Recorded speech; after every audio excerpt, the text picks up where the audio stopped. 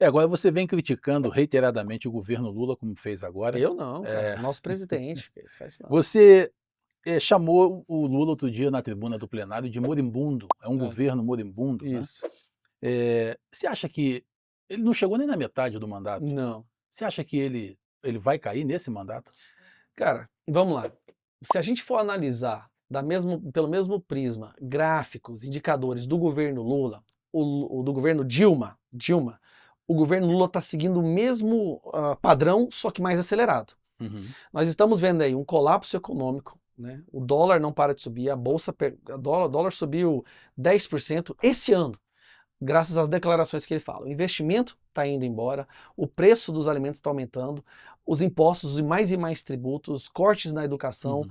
a insatisfação generalizada em relação a esse governo, isso com apenas 1 ano e 6 meses. Do jeito que as coisas estão indo, a gente olhando para frente agora, eu não vejo nenhuma ação desse governo para melhorar essa insatisfação, essa rejeição. Em determinado momento, o Congresso, o centro, eu digo, tá, da Câmara dos Deputados, vai abandonar o governo. Inclusive já está abandonando. Uhum. Existe uma plataforma criada recentemente que é o Placar Congresso. Ele faz uma análise em tempo real dos votos dos deputados de acordo com as orientações dos líderes da bancada. Então a gente está percebendo uma clara transição de deputados que votavam com o governo e agora votam com a oposição. O centro, que antes votava muito mais com o governo, agora já está indo para a Tá oposição. desembarcando já. Já está tendo esse processo de desembarque. Olha, esse navio está afundando, quanto mais nós ficarmos associados, mais o custo político, né, o custo Uhum. do eleitorado deles, eles vão ter. E isso já começou de forma acelerada. Para você ter uma ideia, nós tínhamos no ano passado, até o final do ano passado, 106 deputados que votavam mais de 70% com a oposição. Ou seja, Uhum. com as orientações da oposição. Mais de 70%, somente 106, o que é 20% da casa. Nós temos hoje 136. Então, nesse período aí de 5 meses, né, desse ano, aumentou em 30% o número de deputados da oposição. Saiu de 106 para 136. Até o final do ano, nós seremos 170. Até o final do ano, mais nada do governo passa. E eu estou falando de um governo, Marcos, que tenta comprar ativamente os votos, Uhum. que não mede esforços em liberar emendas, em liberar cargos de segundo escalão, em fazer promessas. Mas mesmo assim, o custo de estar perto desse governo está muito mais alto do que qualquer emenda, do que qualquer cargo, do que qualquer ministério. E o governo está ficando sem dinheiro. Sem dinheiro, mas promessas ele faz. E uma coisa, as promessas que ele tem feito também para essas pessoas, o centro promíscuo, ele não está cumprindo. Então está fazendo com que o centro perceba que não tem como mais fazer acordos, que sempre existiu. Esse governo está Hum. fazendo agora, acho que de uma forma maior do que qualquer outro momento da história. Transição do Congresso para se abandonar o governo perde totalmente sua governabilidade. A própria imprensa, que fez campanha ativa para esse governo, já percebeu que não está dando certo, Uhum. que esse governo está levando a gente para o buraco. Esse governo está ficando cada vez mais sozinho. E por isso que eu falo, moribundo, tendo derrotas aí consecutivas. Nós tivemos a derrota os vetos daquela semana, foram Uhum. 3 derrotas gigantescas em um dia. Nós tivemos aí a devolução do MP do fim do mundo, que ia aumentar o preço da gasolina e dos alimentos em 8%, foi devolvida, né? E agora tem os escândalos, o escândalo do arroz. Hoje, o ministro do Lula foi indiciado pela Polícia Federal por organização criminosa e corrupção, o ministro das Comunicações.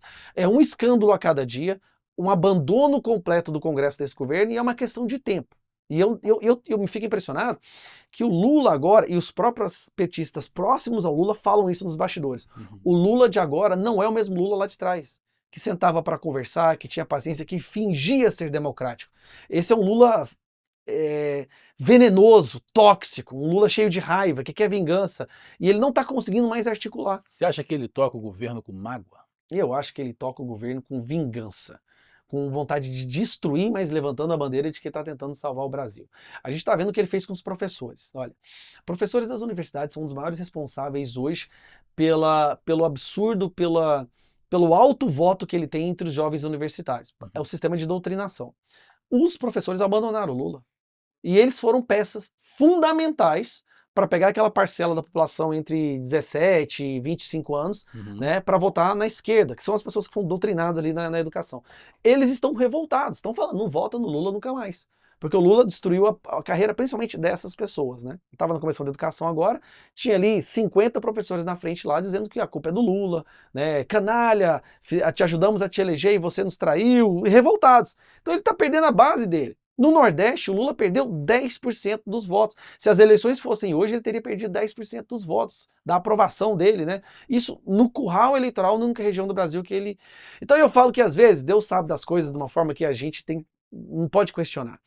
Talvez era importante que o Lula tivesse mais uma vez no momento na liderança do Brasil para acabar com aquela memória afetiva que certas pessoas tinham dele, aquela coisa, mas na época do Lula tinha isso.